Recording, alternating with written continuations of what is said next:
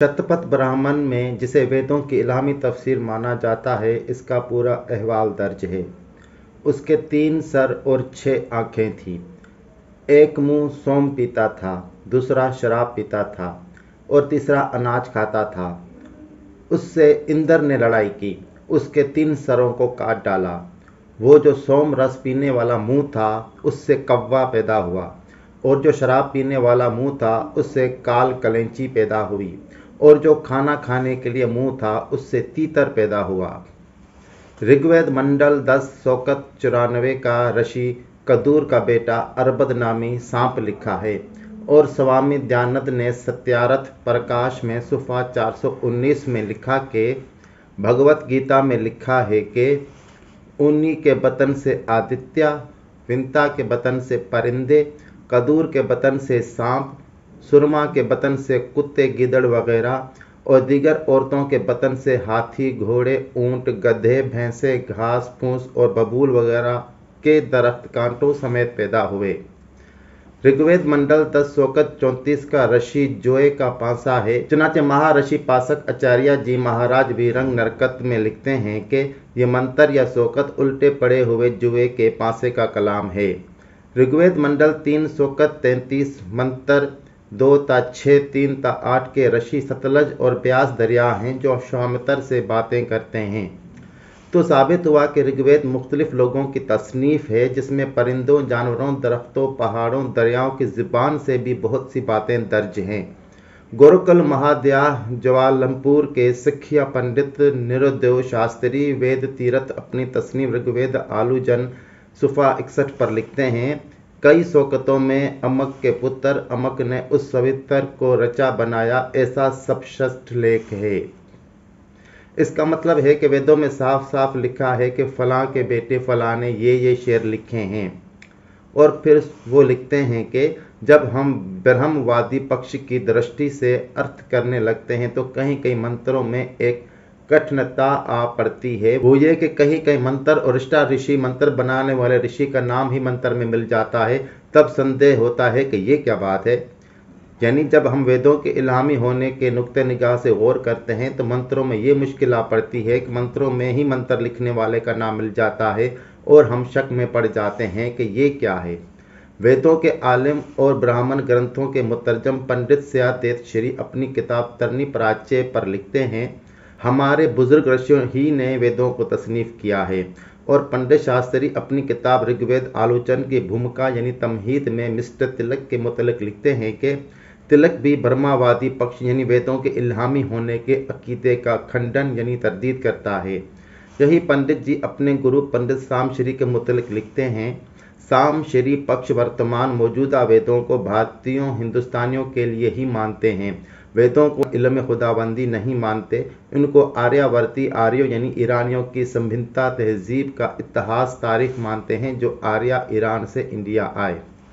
पंडित जवाहरलाल नेहरू अपनी किताब the discovery of India में लिखते हैं, बहुत से हिंदू वेदों को इल्हामी किताब समझते हैं। ये मेरे नज़दीक हमारी बड़ी बदकिस्मती है, क्योंकि इस तरह इसकी हकीकत हमसे ओझल हो जाती है।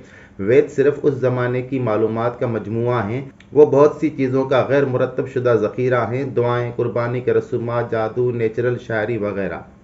पंडित कृष्ण कुमार भट्टाचार्य साबिक professor Sanskrit presidency college Calcutta लिखते हैं, ऋग्वेद एक किताब है जो एक ऐसी कौम की हालत बयान करती है जो बिलाशुबा हालत खाना बदोशी से बहुत तरक्की कर चुकी थी। उसमें शहरों का, देहात का और बादशाहों, कुमार खानों और कस्बियों के कई एक दूसरी अलामात का जिक्र है जो कि हालत खाना बदोशी में नहीं पाई जाती। और लिखते हैं, अथर्ववेद में छोटी छोटी मुसीबतों मसलन पशुओं, जुओं के दफ़िये के लिए और गंजे के सर पर बाल पैदा करने के लिए माकूल हिदायत लिखी हैं। गोरकल कांगड़ी के प्रोफेसर पंडित चंद्रमुनि दोया अलंकार अपने तर्जमे नरकत हिस्सा अव्वल सुफा 96 पर लिखते हैं, परमात्मा पूर्ण मुकम्मल है। यदि अगर वेद परमात्मा के लिए हुए हैं तो उसकी भाषा ज़बान में उस अपूर्णता, नुक्स या अधूरेपन का महादोष, अजीमुशान गलती नहीं होनी चाहिए। ये आशंका एतराज़ हमें बहुत डगमगाता है।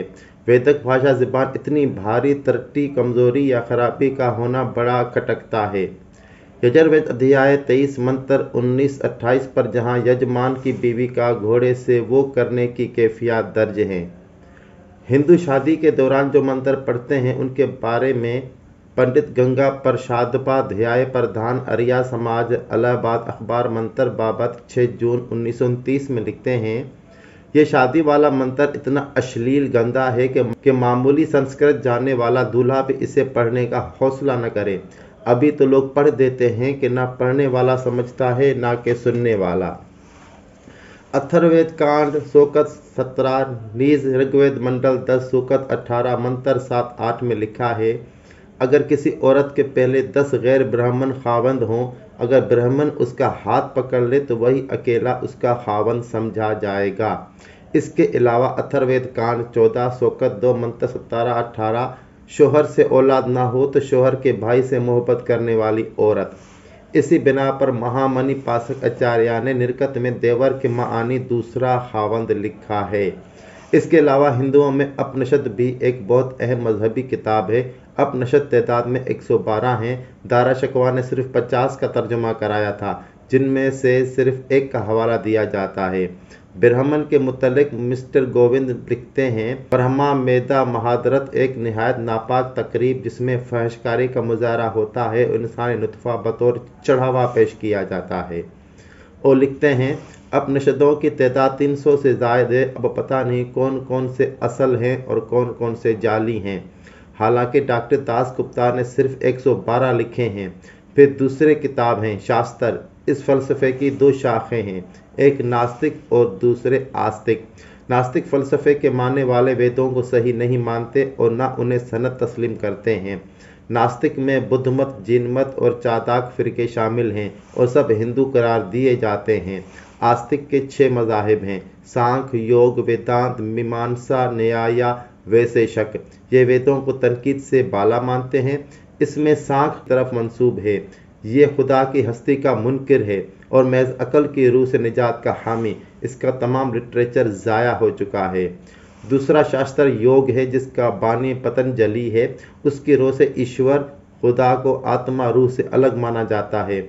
इसमें बैठकर हब्से दम यानी नाक से बड़ा सांस लेकर पेट में सांस रोकना को अच्छा अमल करा दिया गया है, जिसकी वजह से ऐसी कुव्वतें पैदा होती हैं कि इंसान हवा में उड़ सकता है, दरिया पर चल सकता है, लोगों के दिलों की बातें मालूम कर सकता है। तीसरा शास्त्र वेदांत है, जिसे अतर मीमांसा भी कहते हैं। इसे व्यास देव जी की तरफ मंसूब किया जाता है। इसका फ़लसफ़ा उपनिषदों की तालीम का माँ हासिल है, जिस पर सारे हिंदू अज़म की बुनियाद है। इसकी रोह से कायनात की हर शय ब्रह्मा है। इंसान का कमाल ये है कि मादे को तर्क करके ब्रह्मा में जज्ब हो जाए। चौथा शास्त्र सीमांसा या पूरब मीमांसा है, जो जिमी जी की तसनीफ़ है। इसमें कुर्बानी से मुतल्लिक अहकामात और इंसान को मुख्तार बिल इरादा करा दिया गया है, इस हद तक कि यह खुदा के भी कायल नहीं। मनुस्मृति के कवानीन जो आजकल हिंदू ला की हैसियत लिए हुए हैं, इसी शास्त्र के मुताबिक हैं।